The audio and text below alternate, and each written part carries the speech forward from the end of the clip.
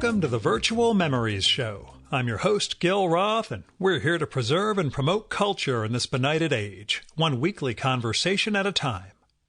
You can subscribe to the Virtual Memories Show through iTunes or by plugging our RSS feed into your favorite podcatcher.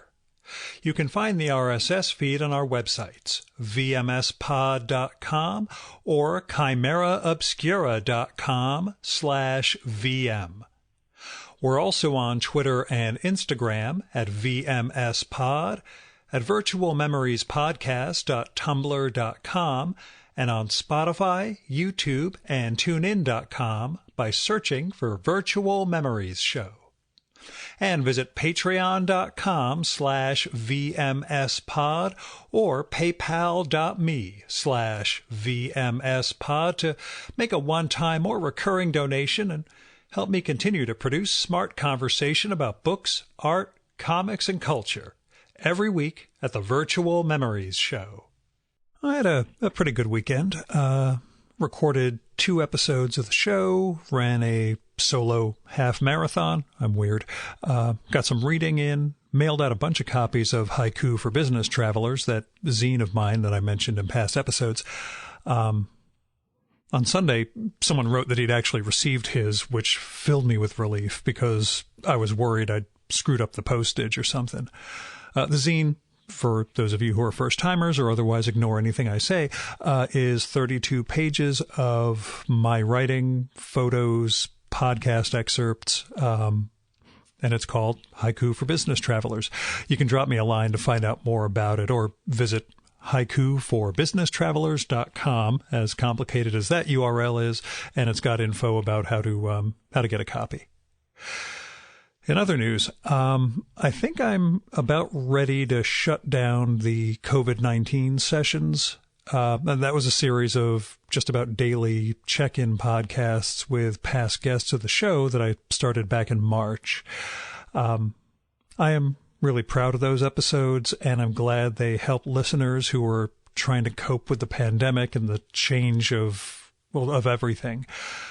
But I feel like the situation's shifted enough from those days that I need to look forward to, to getting the show back to what it was, which is new conversations with people about their lives and art. Now, that isn't to say I'm going to ignore the pandemic or act like, we're past it. The fact that I'm recording all these shows remotely is a really big piece of evidence that I'm not ignoring what's still going on. I just feel like I'm at a point where those conversations are less useful, and that guests' memories of what March and April were like may already be fading or distorted by the ongoing pressures of daily life, and that we're sort of in a new space that, I just don't know. I just don't know how useful it is to keep, checking in with people and hearing about how they've already accommodated during those more eventful and traumatic days early on. I think it was more beneficial. And on top of that, the episode that sort of brought it to a head is the one I did with Dylan Horrocks last week. Dylan's a cartoonist in New Zealand, and we talked about what it's like for him to be in a country that is down to 0 COVID cases. And it feels now like a sort of natural stopping point for the whole series.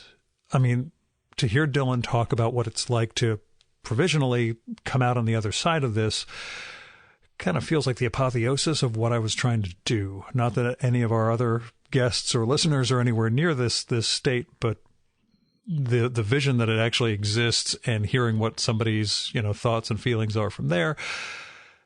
Anyway, on top of all of that, the BLM movement, the protests, the police violence, and everything else are hugely important.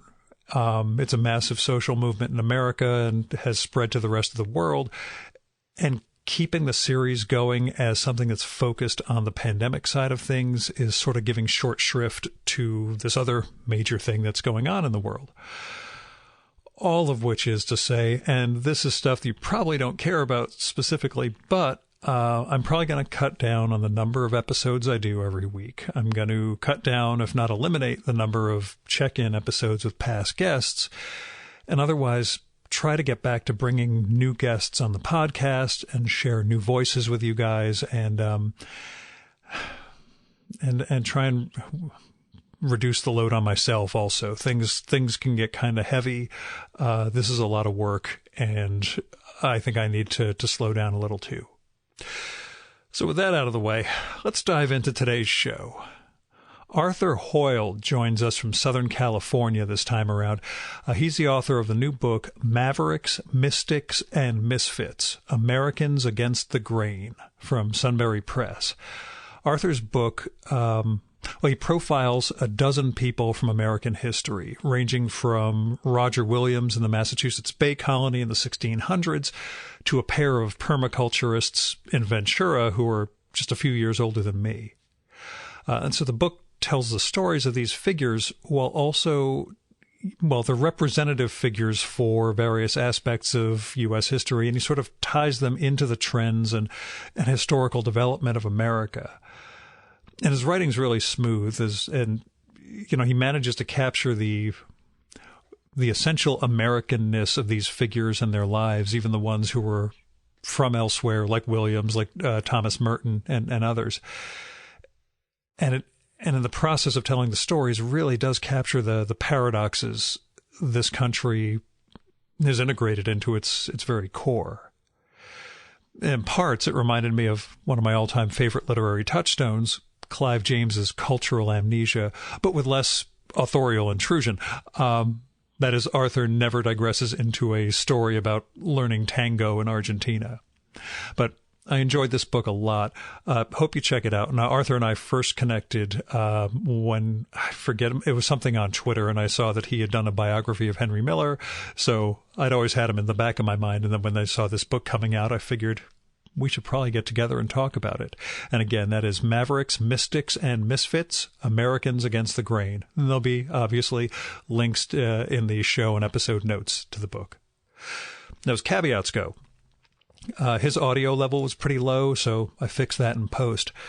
But also, some static creeped into his line partway through, and I couldn't eliminate that afterwards since it only came up when he was speaking, and you can't isolate things within speech. I can't isolate things within speech that well in my production software. So we took a break about 25 minutes into the session and reconnected, and the remainder is static free. I'm sorry for the inconvenience. I will make a little jump in when the break happens so you know what it is, but I didn't want to cut that whole 25-minute segment because he gets into some really good stuff. Now here's Arthur's bio. Arthur Hoyle is a writer, educator, and independent filmmaker. His documentary films have won numerous awards and have aired on PBS, and he received a media grant from the National Endowment for the Humanities. Before becoming an author, he produced corporate communications materials in print and video for a broad array of clients.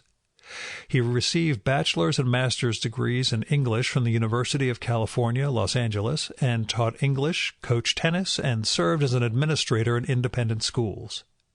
He currently volunteers as a naturalist in the Santa Monica Mountains National Recreation Area, leading interpretive walks on Chumash Indian culture. I was going to pronounce that like it was Hebrew or Yiddish with Chumash and realized how terrible that would sound. Although Jewish Indians, Mel Brooks, Blazing Saddles, whatever. His biography of Henry Miller, The Unknown Henry Miller, A Seeker and Big Sur, was published in March 2014 by Skyhorse Arcade. He has also published essays in Huffington Post, Empty Mirror, Across the Margin, Counterpunch, and AIOTB, As It Ought to Be. He lives in Pacific Palisades, California. His new book is Mavericks, Mystics, and Misfits, Americans Against the Grain, from Sunbury Press. And now, the Virtual Memories conversation with Arthur Hoyle. Oh, and when he talks about Miller, that's Henry Miller he's referring to.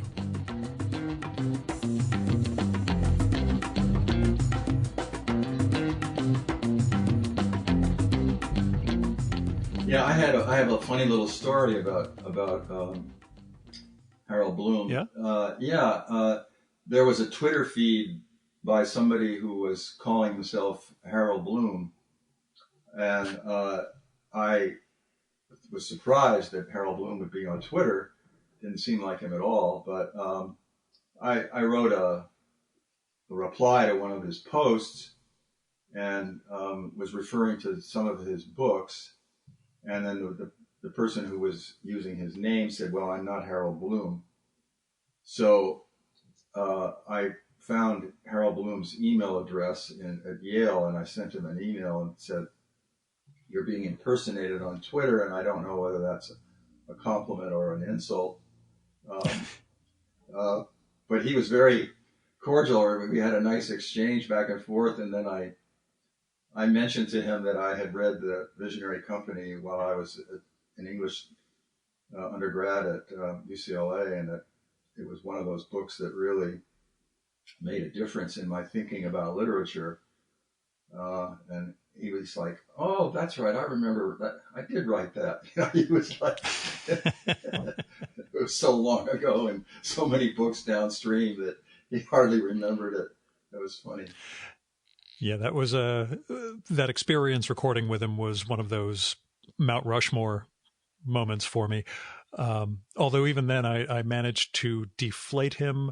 I brought up a stack of his books. I live in northern New Jersey and drove up to New Haven to record, and brought a stack of his stuff to sign. But I also brought the one novel that he wrote, which he was very unhappy to see in print.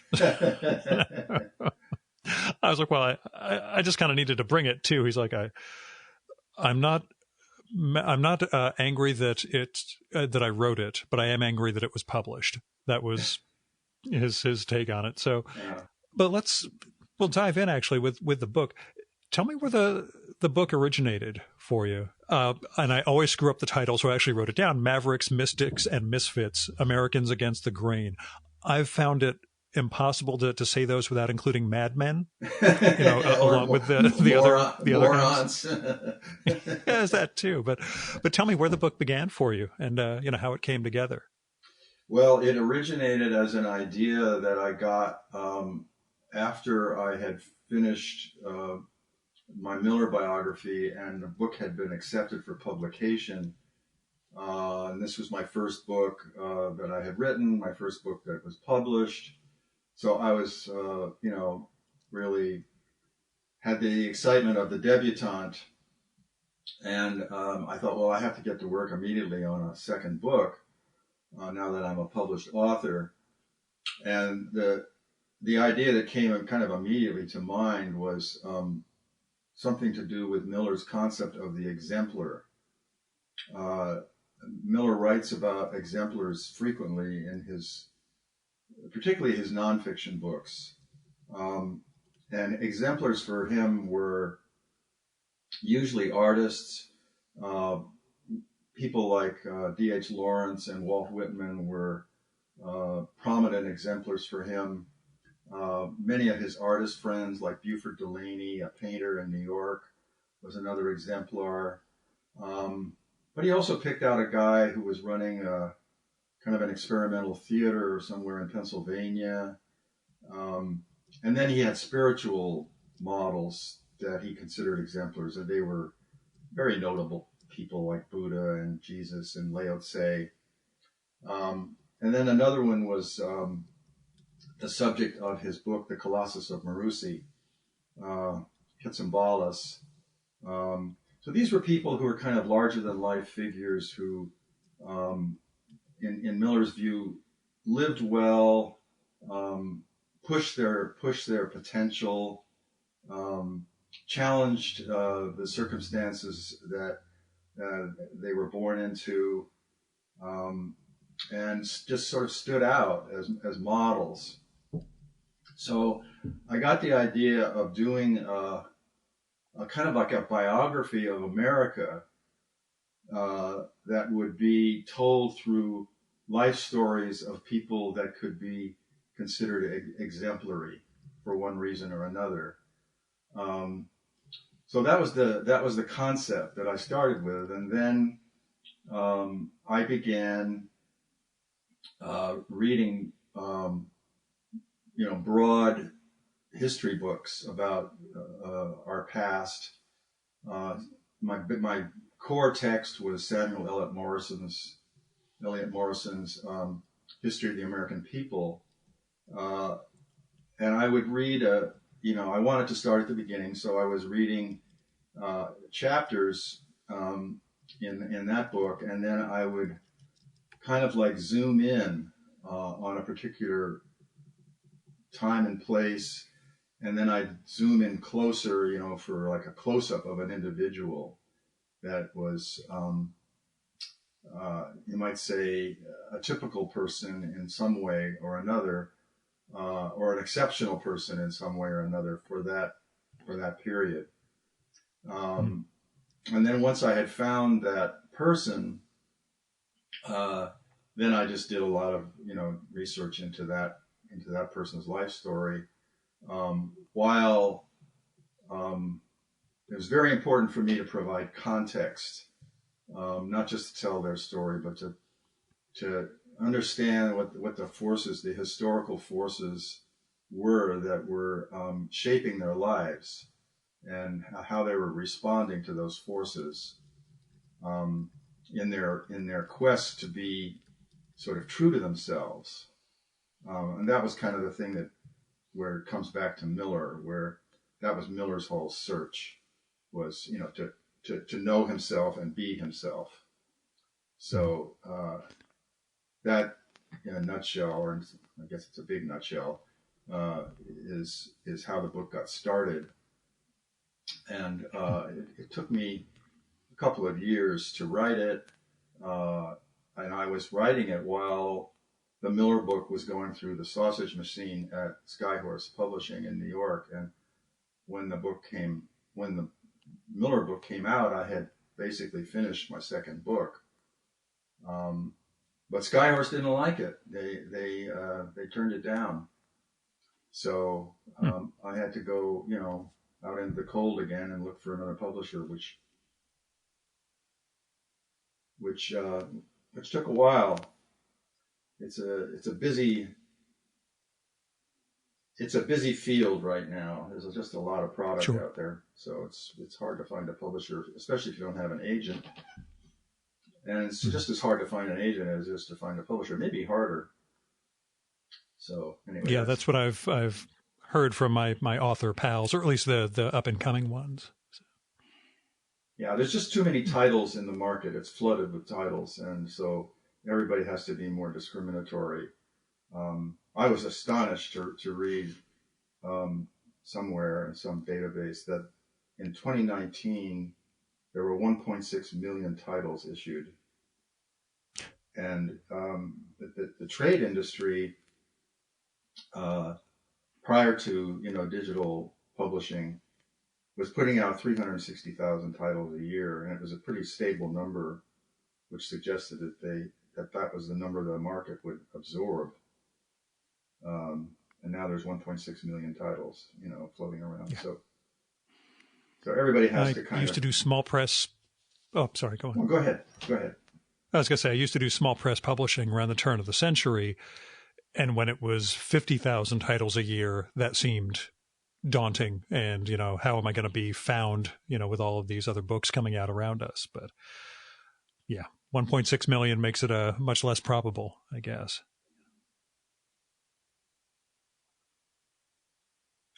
Yeah. So anyway, so the book is now out there, and the publisher that I'm using is he calls himself a traditional publisher for the 21st century. He's a completely digital operation, Sunbury Press, small press in Pennsylvania.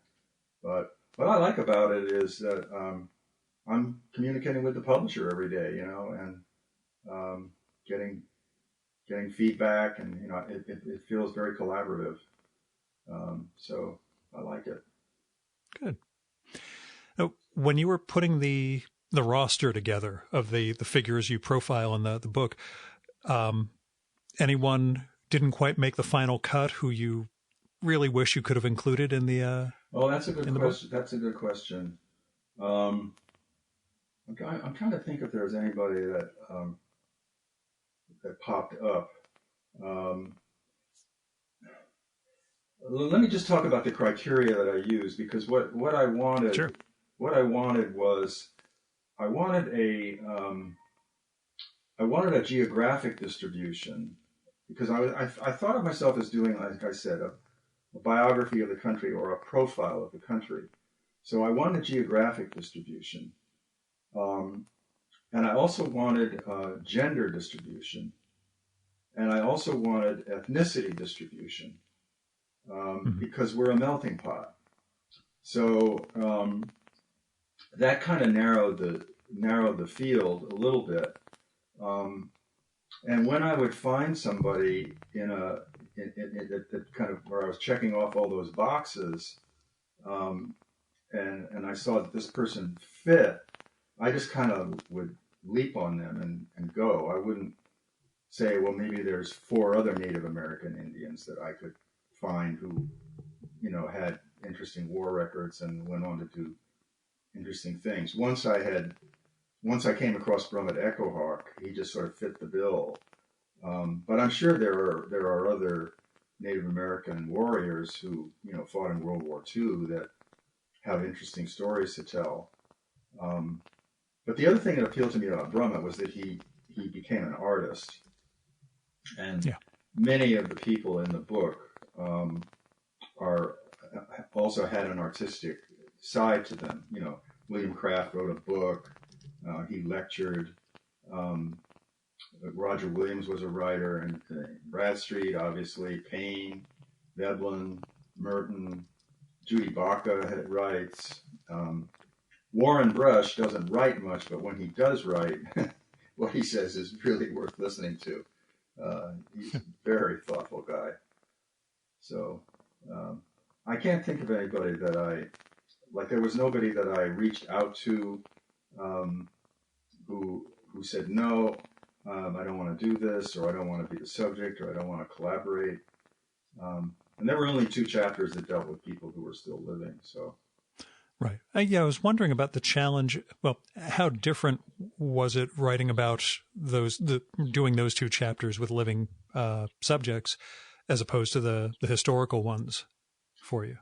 Well, it was. I'd say it was just more fun. This particularly the chapter on permaculture, because I wanted to do a chapter on climate change, which to me is the issue of our time, and but I had to find a kind of a personal story to tell it through, and my son lives up in Santa Barbara, and he was, at the time that I asked him this question, he was working on the staff of the Wilderness Youth Project that Warren Brush and his wife started, and my son Nick was a staff person in that organization. And he did that so he could take his own son out into the wilderness and teach him survival skills. So when I asked Nick if he could think of anybody that would be, a good subject for this chapter, he said, well, I think probably Warren and Cindy Brush would fit the bill. And he knew them. So through him, I was able to get an introduction to them. And they invited me to come up and stay at Quail Springs, their permaculture farm way up in the Los Padres National Forest. So that just really it was just so immersive to not to be reading about it, but to live it. I stayed on the farm for 2 days. My wife and I slept in Warren and Cindy's cob house, which was vacant for the time being because they had started another farm where they were living. So I just became a visitor there for a couple of days, and I followed the routine, and I saw how they lived, and it was just very it was moving to see the commitment that these people were making, and the discipline with which they worked, the harmony that was there was just remarkable. So that was definitely a qualitatively different experience than just reading people's life stories. And I mean, one can imagine um, Thomas Merton in his hermitage in the Kentucky woods, but I didn't walk in there and look around and see what he was living. I was reading about it, so it's a different level of experience. And Judy Baca, I actually uh, didn't approach her until um, I had had written the chapter, and I contacted her. She's right here, 5 miles away from where I live, and I got in for a meeting with her and talked all about what I was doing, and I gave her a copy of the Miller book, and she was very cordial and blah blah blah. But oddly, she never asked to read the chapter. Huh. And I wasn't going to force it on her, so she didn't read it, so I didn't get any of her feedback. I just got information from her about what she was currently doing that I could add into the chapter. But she was either just saying, go do your thing, one artist to another, or she was too busy, or I don't know. But did she have any comments since it's come out, or no. I'd just be afraid, in other words, but.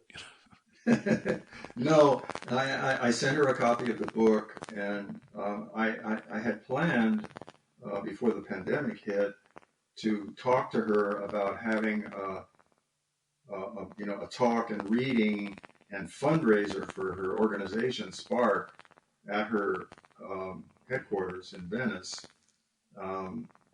where I would give away signed copies of the book and give a talk about it and let Judy address her community about what she's up to and why she's trying to raise money to finish the Great Wall. So I was going to try to offer to help in that, but because of the pandemic, I haven't even bothered to bring it up. I'm just waiting until we could have a big meeting when it would even be possible to do that. Yeah. Before we get to talking about pandemic life, which is a whole other subject to plumb, besides Miller, what sort of literary historical influences do you have in terms of the writing for a project like this? And none of us can write like Henry Miller. Don't worry. But I wouldn't just even. In terms of influence, I wouldn't even try or want to write like that. It's like right. so alien to my method that. Well, I think the people that influenced me. I mean, certainly Miller was a huge influence because of especially in his nonfiction books, his essay collections. They're written in quite a different style than the novels, and they're quite clear. They're quite simple. They're quite direct. But I read a lot of Edward Abbey. I read a lot of Wendell Berry. I read Thoreau. I'd say that those three writers influenced me a lot. But I feel like I was in a way like I was influenced by my own experience as an English teacher. And well, I guess another writer I should throw in there who influenced me was Mencken, H.L. Mencken. Sure. But my experience as an English teacher in high school, teaching, teenage boys and sometimes teenage girls how to write clear prose, and I would always, I used to do a lot of mimeographing of paragraphs and so that weren't in rhetoric books or anything that to me were just really good examples of prose writing, and I would talk about what made this what makes this a good paragraph, and And I came to feel that what makes good prose nonfiction writing is extreme clarity, and finding the true relationship between the subject of your sentence, whatever the subject of the sentence is, and and and the word or words that you make the subject of that sentence, and then look for a verb that will bring that subject to life, that will put it in motion, that will animate it, I guess you'd say. So as I'm writing, I don't begin to write a chapter until I'm absolutely overflowing with information that has to go into that chapter. It's like the tank is not only full; it's the gasoline is spilling out at the top, and I have to turn off the pump.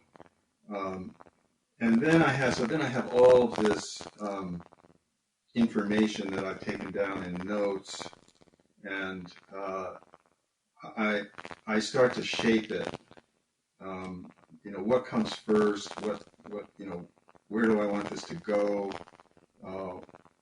And then once I've got that shape, and sometimes the shape will start to come in the middle of the research. Like I won't be finished with the research, but all of a sudden I'll see the shape of the chapter, and then I'll write myself a note describing the shape and just put it aside as I keep researching. But I now know the shape, and then it's like you start in, and each sentence is carefully crafted before I go to the next sentence. It's not like spill it all out and then go back and polish it. It's polished, when it's written down for the first time. So when I have finished a chapter, I rarely make any changes in it. And this has worked for me, because when I turned in the Miller manuscript to Skyhorse, the editor didn't make a single edit in the manuscript. Yeah.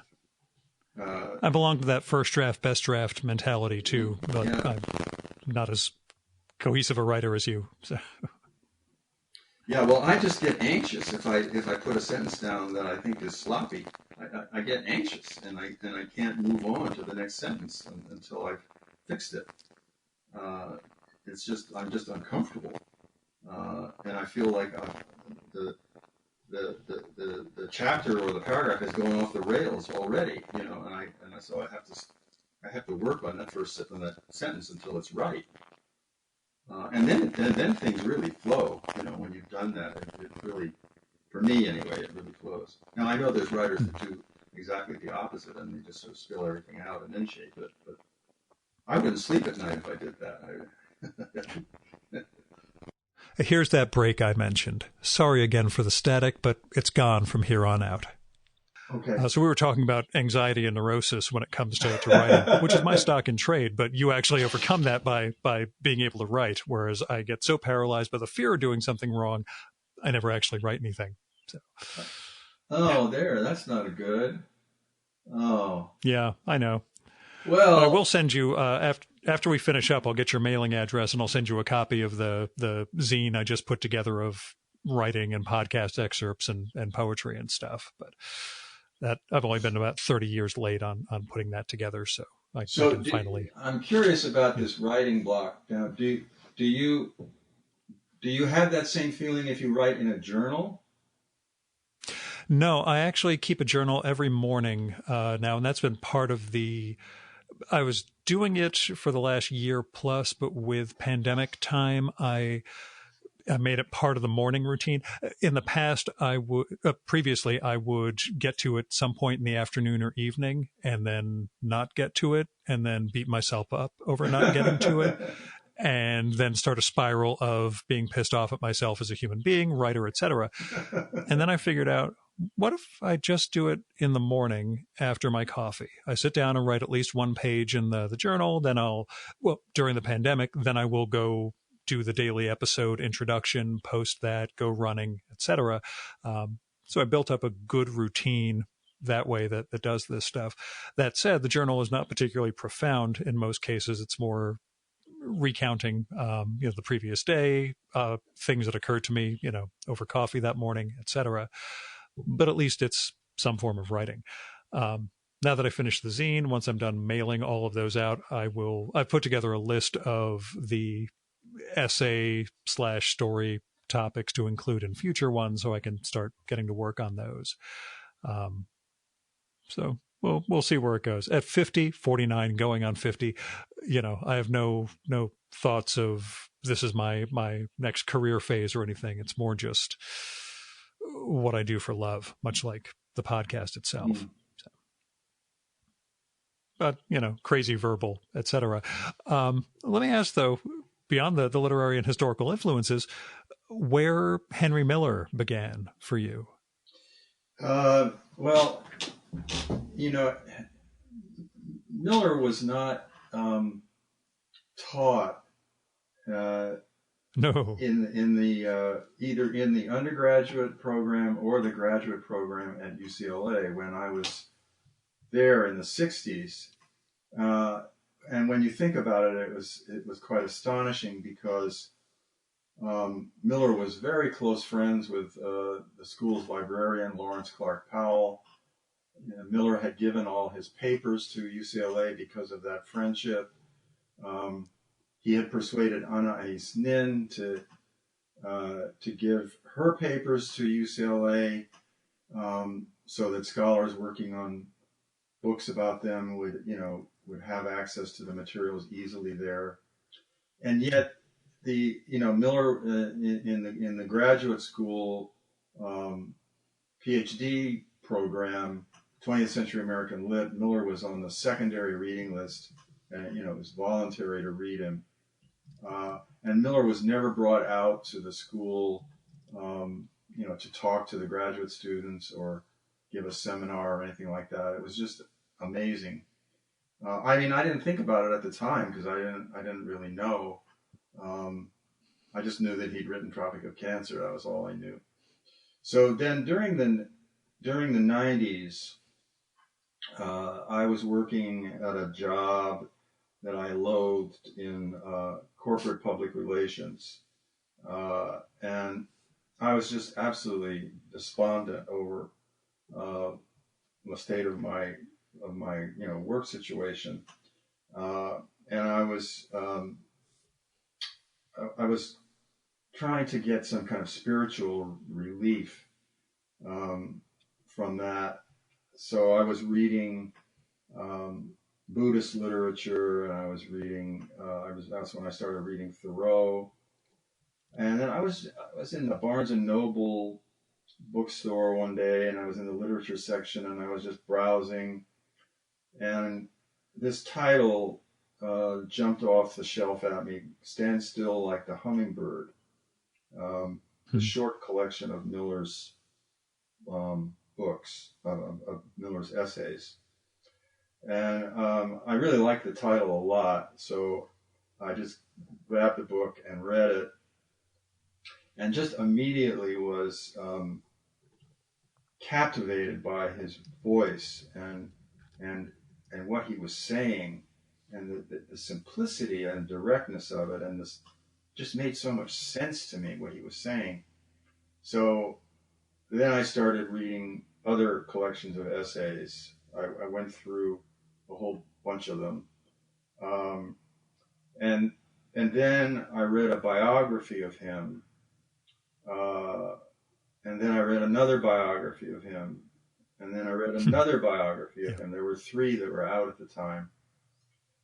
And then at some point I decided, I think I should try to read Tropic of Cancer now that I've done all this and see what that's all about. So I took Tropic of Cancer with me on a vacation trip to the South Pacific. My wife and I went on a catamaran cruise around the, Tahiti and those other islands. And on that catamaran, I was reading Tropic of Cancer, and I was just howling with laughter at how funny it was.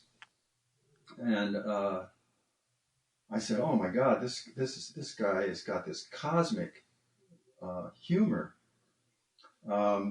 So when I got back from the trip, I thought, I have an idea for a movie about Henry Miller.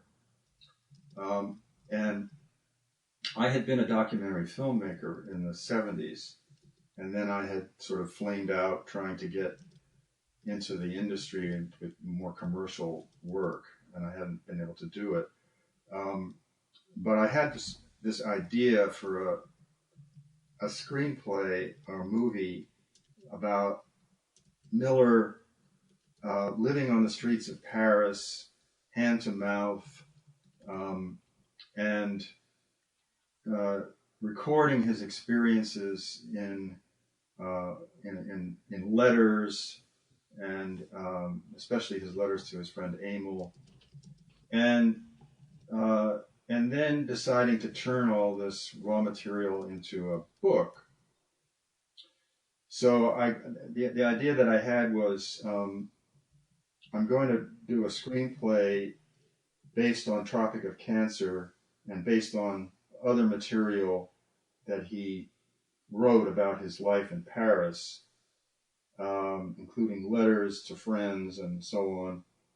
And it's not going to be called Tropic of Cancer because they had already made a movie of Tropic of Cancer back in the 60s. Joseph Strick made a movie with Ellen Burstyn and Rip Torn. It was just awful.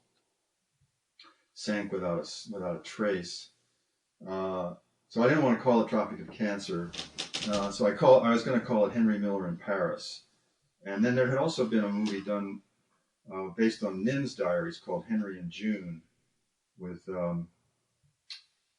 Milos Forman? No, it wasn't Milos Forman. It was the guy that did Philip Kaufman, the guy that did The Right Stuff. Philip Kaufman, that's right. Yeah. It stars Fred Ward, which is my wife's great sex symbol before Stanley Tucci. Fred Ward was her Stanley man. Tucci? Oh my God! Let's not. I can't. Let's not go. Let's not, I've got all my let's hair. Not so go there. So anyway, I wrote this. I wrote this screenplay, and I got permission to use. I got a hold of the family and got permission to use Tropic of Cancer, and I optioned that book, and then I spent 2 years trying to get a producer interested, and didn't succeed, and didn't want to keep spending money on the option, so I put that away with my other dusty scripts, but then I said, no, I'm not done here. I'm going to write Miller's biography. And I was working at the time in a school still. I was still working. But before I retired, I decided to start, investigating, what a book about Miller would be like. And then shortly before I retired, I started going over to the Special Collections Department at UCLA and pulling up Miller's correspondence files and reading his correspondence. And so that was the beginning. And I just felt that the other biographies didn't really get Miller. They just sort of didn't get him. They didn't get inside him and understand what was really energizing him and moving him as a writer, what his quest was. He had this quest, and people were writing about him as though he were a conventional, author, when he was not a conventional author at all. He wasn't writing stories about, suburbia like John Updike or John Cheever or whatever. He was writing about himself and the development of his own consciousness, the development of his own awareness of himself, set against, the culture into which he had been born, which he rebelled against. So I just felt that people that wrote these biographies were standing outside him, and they hadn't gotten into him. So that was what propelled me, to try to correct the record.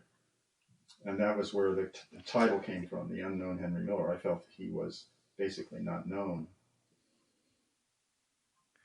It puts me in mind my touchstone essay for life, not just about Henry Miller, is Orwell's Inside the Whale, where you know what it's all about. But for the listeners, what starts as a sort of review of Tropic of Cancer and Black Spring evolves out into, trying to get an understanding of English letters from 1900 to World War II.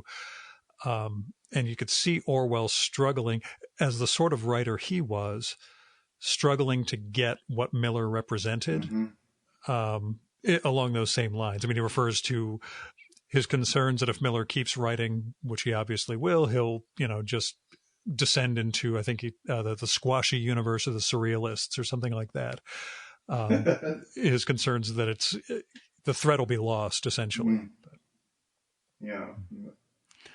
But that also brings me to the screenplay we need to collaborate on, which is based on my senior thesis at Hampshire College back in the 90s about the day that Miller and Orwell spent together when Orwell was on his way to the Spanish Civil War and stopped in Paris.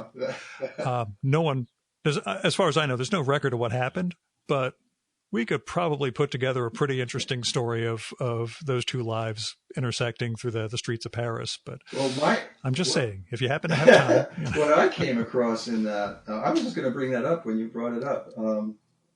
I can't remember where I came across this, but apparently Orwell, I mean, you may already know this, but apparently Orwell, Orwell was on his way to Spain, and he couldn't have asked a more unlikely revolutionary than Henry Miller to go with him. But I think Miller offered him his coat. Yeah. Did you? Yeah, it's a story that I the story that heard. you've heard? Yeah. I think that's very... He offered him his coat, but he would have offered him his coat if he was going to fight for the other side, too. Exactly. That was, he just needed a coat. It didn't matter. Yeah. Yeah. Yeah, he's like, you could be Republican or not, but, here you go. Whenever you need to stay warm, yeah. Yeah, and that's the end of my novella that I wrote back at Hampshire in 1993. So, yeah, with him about to board the train and Miller, giving it to him, and then, I'd give it to you if you're fighting for the other side too, and off they go. But yeah, that's I'm just saying, there's room there, there's potential. I think it's even less marketable than it would have been in the 1990s, but we'll see. So, but let me ask, in relation to the new book, what did you learn? I mean, I know you learned about these lives, you learned about, the sort of arc of America, but what did you not know going in terms of the overall thesis? What did you learn about America, I guess, in the process? I think the thing that that really was hammered home from these stories was the persistence of injustice in our society, the ongoing struggle to make the country live up to its ideals. It's almost like I was thinking of this morning. It's almost like the elevated language of the founding fathers for the vision of the country was kind of like a PR statement, like put out mission statement. A PR statement put out by a corporation that is getting ready to market a product that is going to really do a lot of harm. And but they're going to put a spin on it like, the tobacco industry did for cigarettes, and say that it's a marvelous social icebreaker to take in, carcinogens to your lungs and get addicted to the source at the same time. It's a cynical answer, but I just saw, I think the thing that really struck me was finding out that the Massachusetts Bay Colony, which is where the country started, was basically a fascist arrangement. That these businessmen who wanted to practice their religion and couldn't do it in England, so they, their lives were going to be disrupted.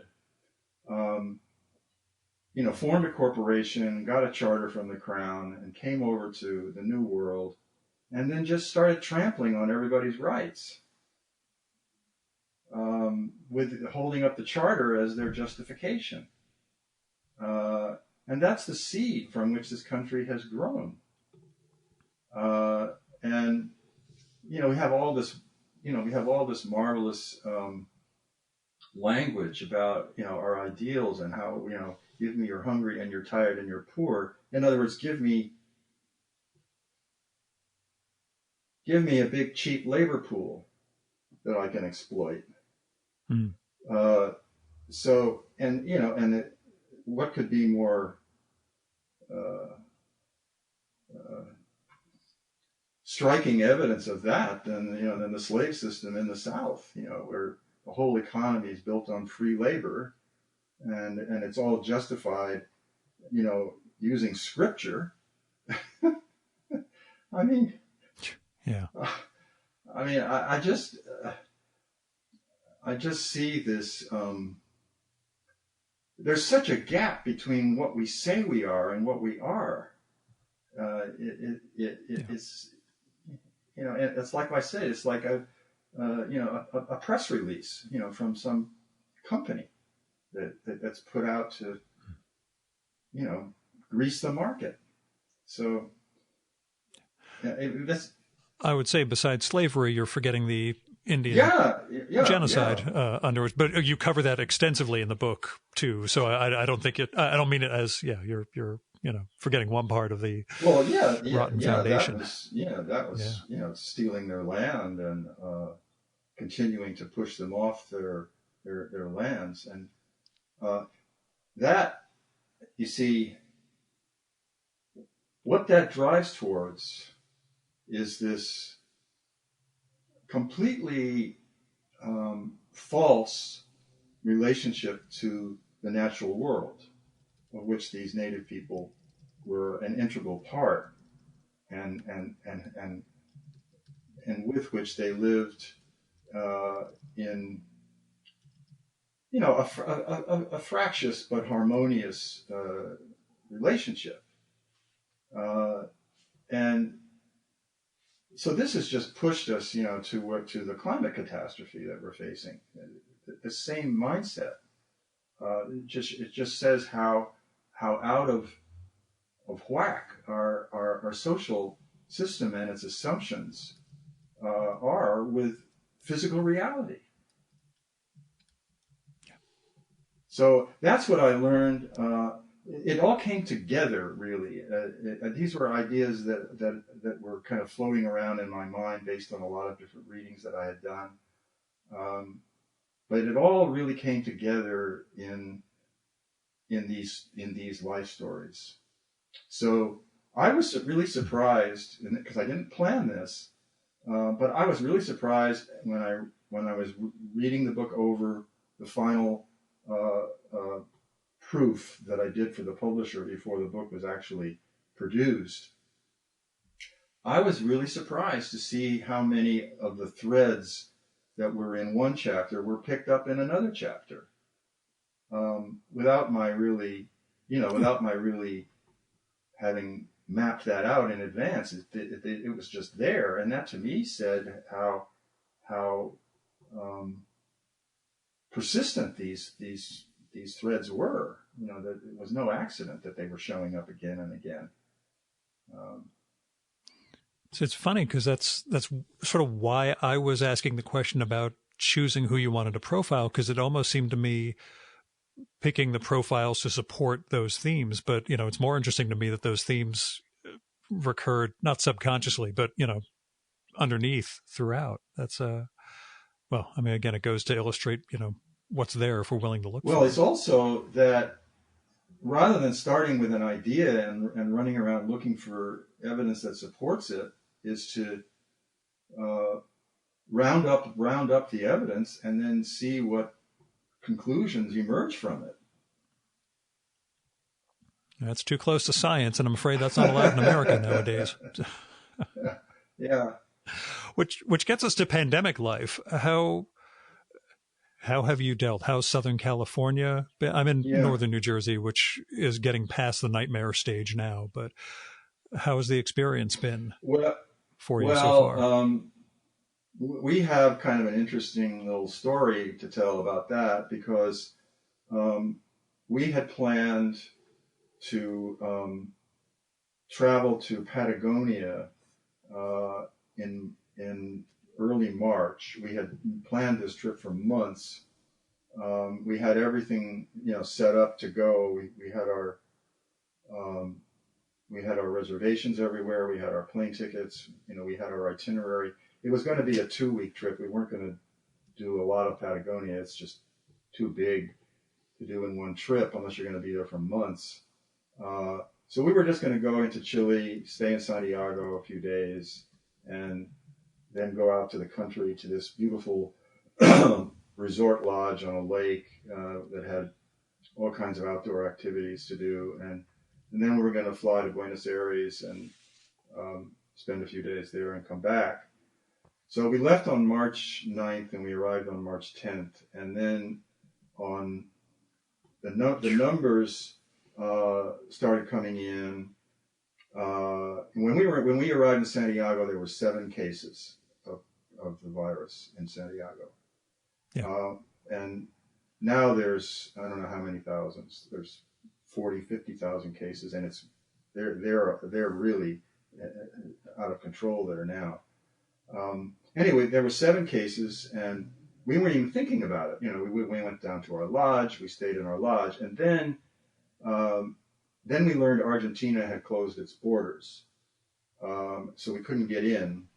So we had to scratch that part of the trip, and we were debating: should we just stay longer, make up that time here, and just stay longer at this beautiful lodge where we were at? We were the only guests at the lodge. There was no one else there. Had the place all to ourselves. And we were doing all the activities that we had planned to do. It was marvelous.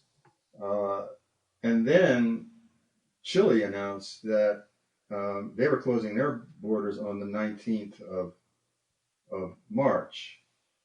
No, they were closing them on after the 18th of March. You couldn't get out. So we had a ticket to go out on the 19th.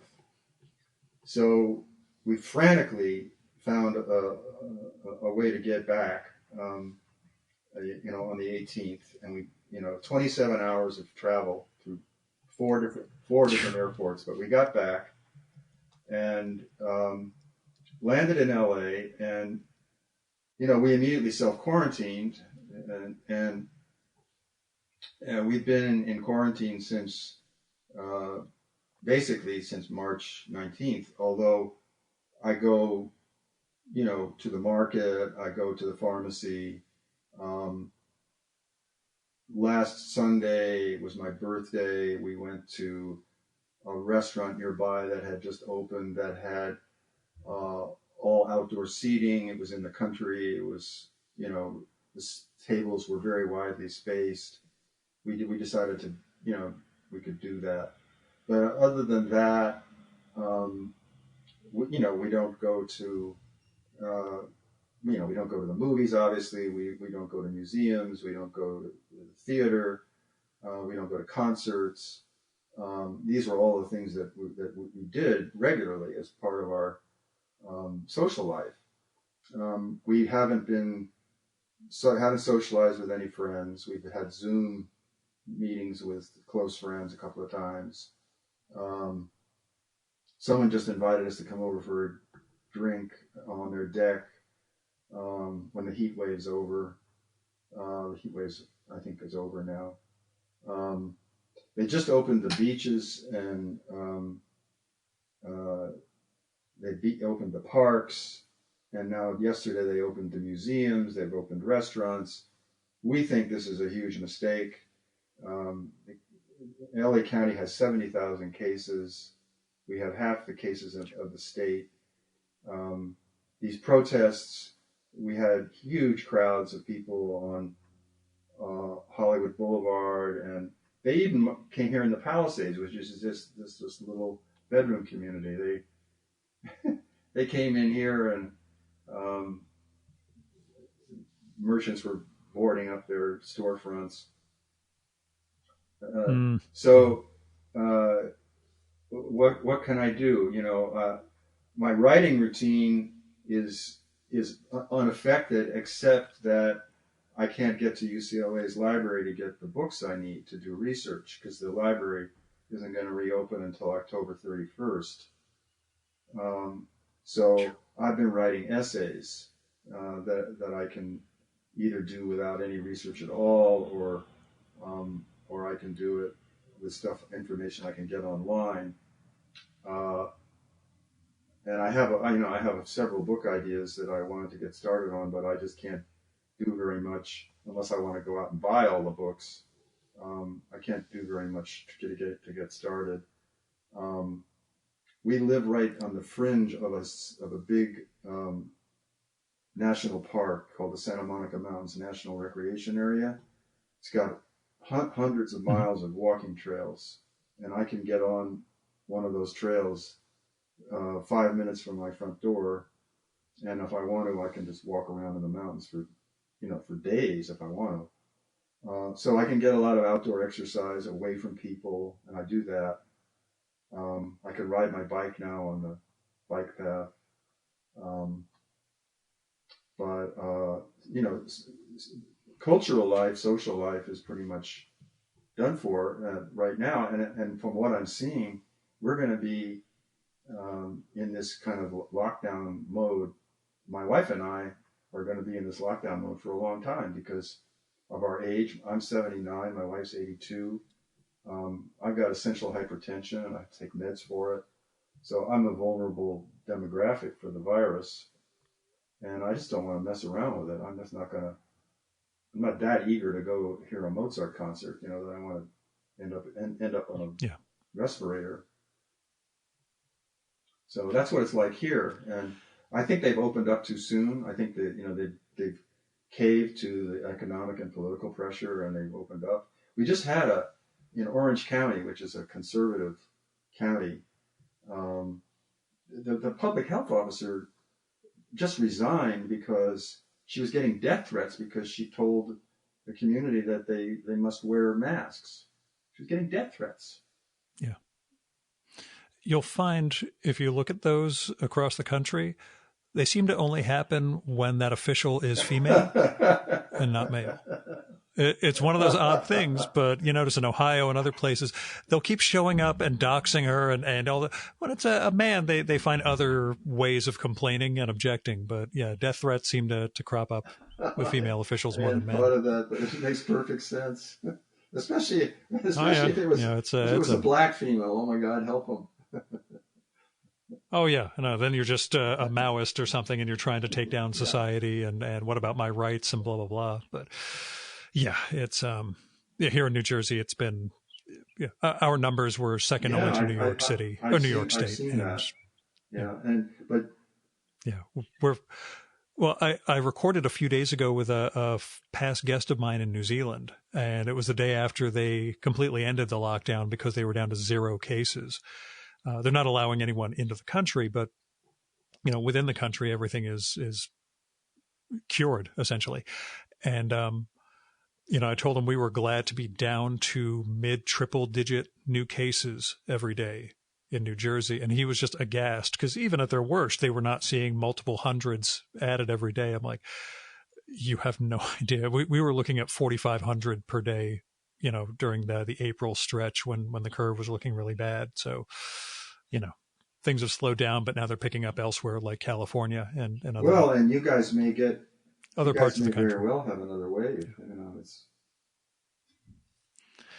Yeah, I think the only thing saving us is that you're not allowed to pump your own gas in New Jersey. So that cuts off one vector that everybody else has to deal with. It's not much, but it's really all we have here in New Jersey when you get down to it as cultural advantages go. But you mentioned how this book largely took shape while you were waiting for the unknown Henry Miller to come out.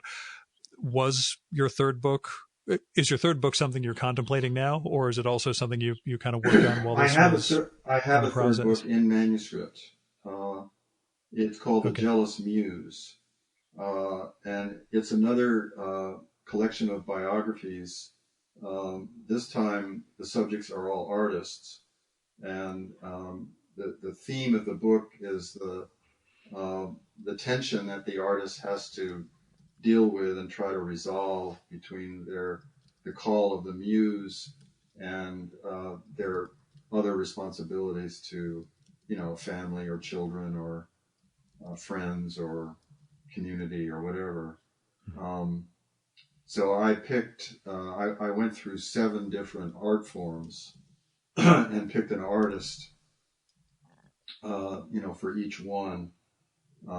So I have literature, I have photography, I have sculpture, I have dance, I have music, I have painting, I have act. You didn't pick podcasting, so that's good. I could do an epilogue with Gil Roth as the podcaster. Trust me, you shouldn't. I ended up showing up in somebody's business. God, I forget what it was. It's some sort of business management book about having, outside interests to balance off against your heavy duty business life. And this pal of mine said, "Hey, would it be okay if we mention your podcast?" I'm like, "Sure, I guess." And then somebody in my business life, "I was reading this book and I came across you in this podcast, Gil. I don't understand." I'm like, "Okay, I guess it made it into print. I don't know, but yeah, no, I'm fine with I get the Great Wall, like you say with Judith Baca, keeping things separate." But yeah, that's I'm glad there's another book. There's always one book in the pipeline for you. I'm glad there's always one finished before the next one's well, out that's kind of how, because it's so slow between when you get taken in, and even with Sunbury, which does things pretty quickly, and it took a year from when they took it in to when it was published. The other one, the Miller book, took 2.5 years from when they took it. And just to show you how chancy it all is, the Miller book, I had an agent. I got an agent through a friend who was a well-known writer, and she read not the Miller book, but she read a chapter that I wrote. I wrote a chapter about, you might be interested in this. I wrote an essay called Me and the Censor, about Henry Miller's relationship with Huntington Cairns, who was the official U.S. Treasury censor in the 1930s when Tropic of Cancer came out, and a copy of the book landed on Huntington Cairns' desk at the Treasury Department, and he immediately put it on the list. But he put it on the list knowing that the courts would find it obscene, but knowing himself, because he was a very literary man, that it was a good book. So he became a friend of Miller's and tried over a 30-year period to help Miller get the book positioned in public opinion so that a court would not find it obscene. And so this essay I had published in a zine called Empty Mirror, and you can find it there if you're interested. But the that was the essay that I sent to my writer friend, and on basis of that, she referred me to her agent, and her agent was just bringing her through a publication of her last book called the Scarlet Sisters, and he gave up after 5 publishers turned it down, and then I had to go off on my own, and the manuscript, I sent it in cold to Skyhorse. They have an imprint called Arcade that had actually brought out a book by Versailles on Miller. So I thought, well, they'll at least have heard of Henry Miller. And one of their low level editors took it in, and then I waited and waited and waited, and I never heard back from her. And finally, after about 4 months, I sent her an email and said, I'm just curious where this submission stands with you. And the email bounced. And then I went on their website and saw that she didn't work there anymore. So I found another editor and sent her an email and said, do you have any idea what's happened to my submission? And she said, I'm not the right editor for that, but I'll send your email to Cal Barksdale, who is the right editor. And so Cal Barksdale wrote me back and said, I didn't know anything of, he's the executive editor of Skyhorse. And he said, I didn't know anything about this submission. He said, but I found it on Roxy's computer. So do you still want us to consider it? So I said, sure. So in 2 weeks, I got an email from him, and he said, we're going to publish this. And so that was, but it was just chance, I mean, it just shows you how. Yeah, but that's also persistence on your part. That's not just, random. Like you had to do the work even after the work. Well, it never ends. It just never ends, So anyway, that was the so as soon as they took the book in, like I said, I felt like, oh, I'm a published author. I've got to get another book going here. And I had retired. I started the Miller book before I retired, but within 6 months I retired, and I did that on purpose. I wanted to have something to transition into retirement with. And fortunately for me, all the Miller papers, or most of the Miller papers that I needed, were at UCLA, and I'm 20 minutes from the campus. And I spent 2 years in the reading room at Special Collections Department reading Miller's correspondence files and taking notes on them, and also reading Nin's, some of Nin's diaries, some of which were unpublished. That's where I found out that she had accepted his proposal of marriage at one point. That's something that wasn't known. I was really shocked. Despite both of them being married? Well, that didn't bother her, I mean. I'm just making sure the timing that they were in fact both hitched to other people. But, she was a bigamist, so it didn't matter. Yeah, it was a different world, man. Yeah, but she was a self-published author, and Tropic of Cancer was basically a hybrid publication, because although there was a publisher in Paris, Nin had to come up with the money to pay the press run. So it was a hybrid job. Yeah. Like you say, a lot of this stuff did depend on chance and fortune, I guess, as they go. So I'll have to look forward to the third book. And you nonetheless also have a fourth one that you're just waiting to get back to UCLA libraries to work on. This one is going to be different. This is going to be. Don't jinx yourself. That's. How do you mean? The one thing I've just. Go on. How would I jinx myself? Authors who talk about a book they're actually working on or plan to work on, then curse my name forever No, after I won't that. go into it. I won't go into it. I was only going to say that it's going to be somewhat different. It's not going to be a series of, a collection of biographies or biographical. It's going to be more on a theme. I will look forward to that too. More. This one I enjoyed the hell out of. Good. And I'll do this without the misstatement. Mavericks, Mystics, and Misfits, Americans Against the Grain, which does not include Mad Men in the title. And I just ordered the Henry Miller book because I have a shelf of Milleriana.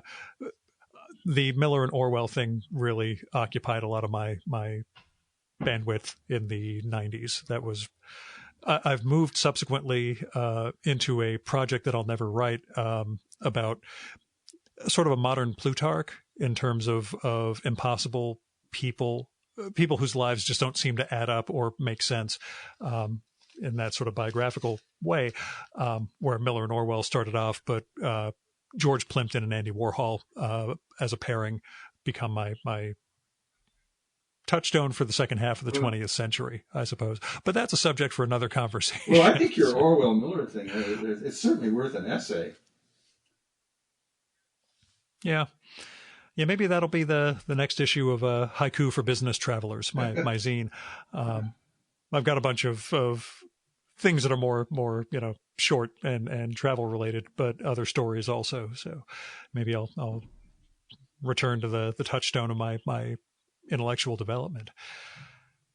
That's a good conversation. You've got me thinking about stuff to write too. That's great. Yeah, pick up the pen. But just think of it. Think of it as journal writing. Don't think about it as this is going to be published. Just think about it as journal writing and do it for yourself. Yeah. And that's what I did with blogging for so many years before I started doing the podcast. And, once I gave myself permission in that way and didn't think about anyone actually paying me to do anything because my day job takes care of all that, freed me up somewhat. There's still the overarching anxiety about proving myself to be a terrible writer once and for all. But, I'll get over that. I don't know that there is such a thing as a terrible writer, but, I had ambitions to be a writer when I was in my 20s, and I was in graduate school in English. And, what impelled me was that my encounters with certain writers and certain books were life transforming. That just completely, spun my head around and woke me up. And I thought, boy, this is a good way to spend your life doing this. But I was so intimidated by the I could never write this well, therefore, why would I make all the steps that would get me to be a better writer? When there's Faulkner's out there and Fitzgerald is out there and writers like that are out there, why bother? So it was very intimidating. And the scholarship route didn't really interest me that much. I found scholarly writing to be pretty dry and uninteresting. So, I just channeled it into teaching and then into filmmaking, which was, very satisfying way to express yourself. But as I got near to retirement, I thought, what have I got to lose, here? And I got all this time coming, and I have all these interests, and I have all this life experience now. I should do something with it. So, yeah, I think that's one of the aspects is simply the, who we are in our 20s. Well, it's like Tropic of Cancer being written by a guy closing in on 40. Yeah. That writer at 20 is not going to write that book. Yeah. Definitely not. Yeah. Last question, though. You mentioned the life-transforming books and authors. Do you remember the last book that walloped you along those lines? Book that walloped me. The last time you experienced that, I suppose. That's an interesting question.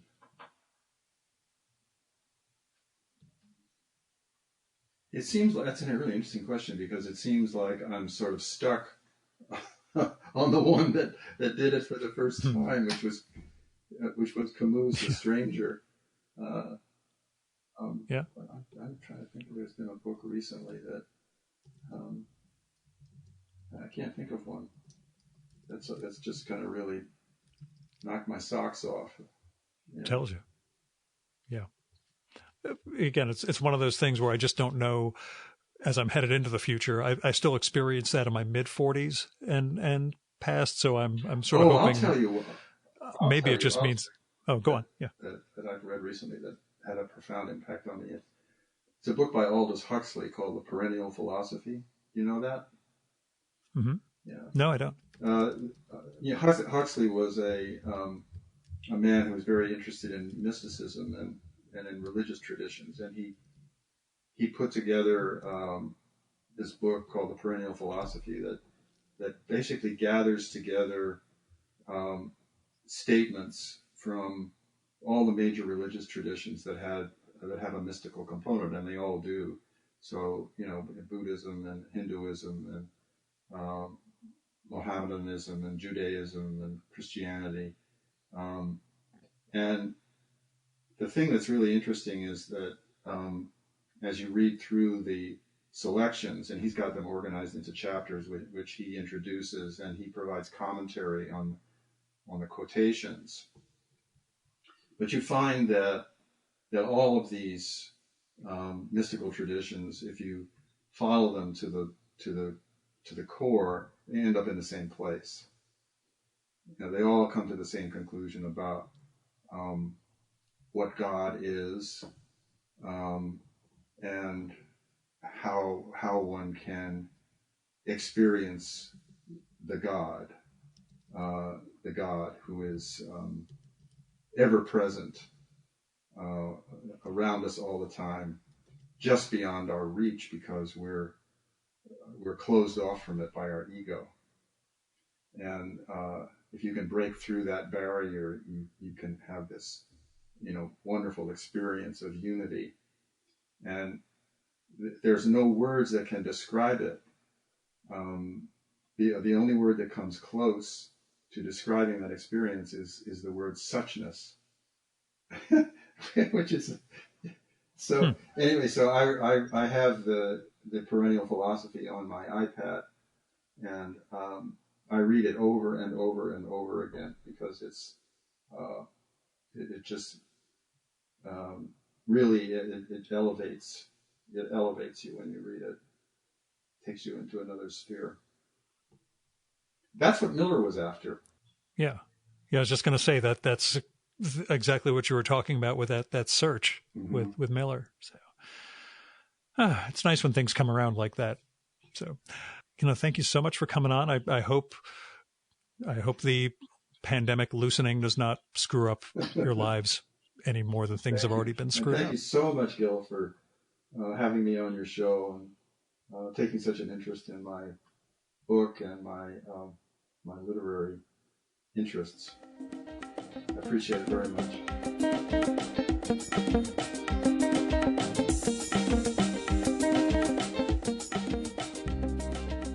And that was Arthur Hoyle.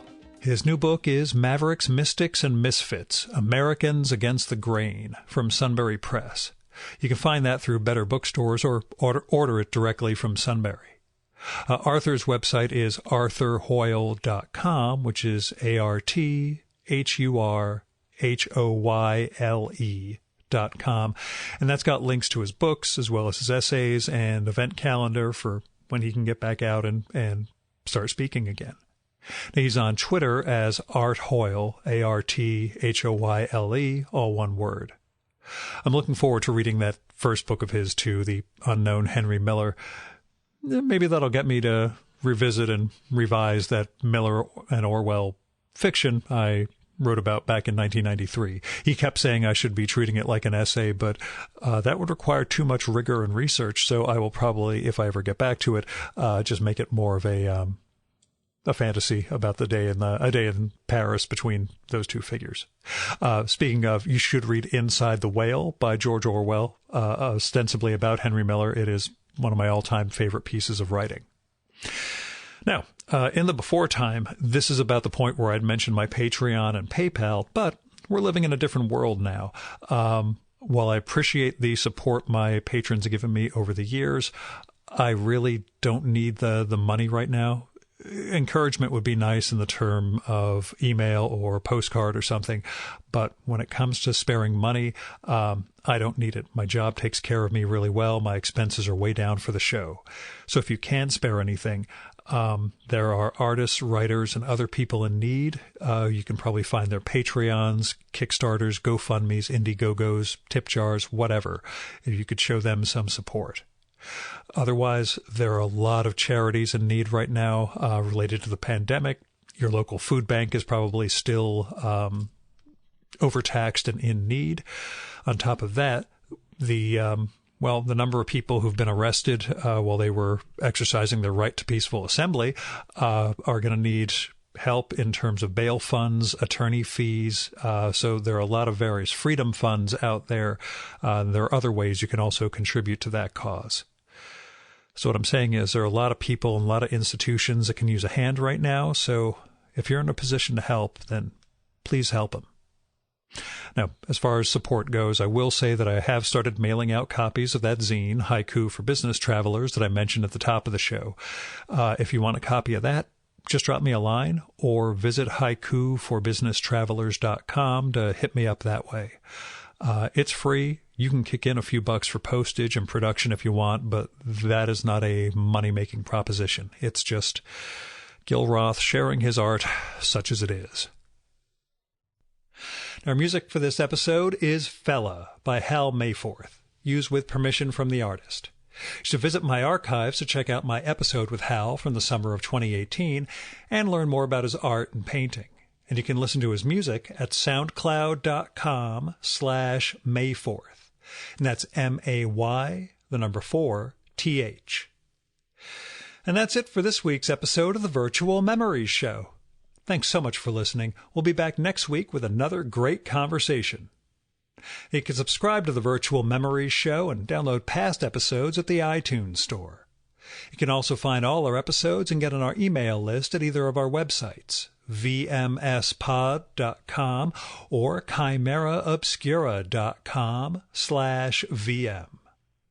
You can also follow the Virtual Memories Show on Twitter and Instagram at vmspod, at virtualmemoriespodcast.tumblr.com, and on YouTube, Spotify, and TuneIn.com by searching for Virtual Memories Show. And if you like this podcast, please tell your pals, talk it up on social media, and go to iTunes, look up the Virtual Memories Show, and leave a rating and maybe a review for us. It all goes to helping us build a bigger audience. You've been listening to the Virtual Memories Show. I'm your host, Gil Roth. Keep reading, keep making art, and keep the conversation going.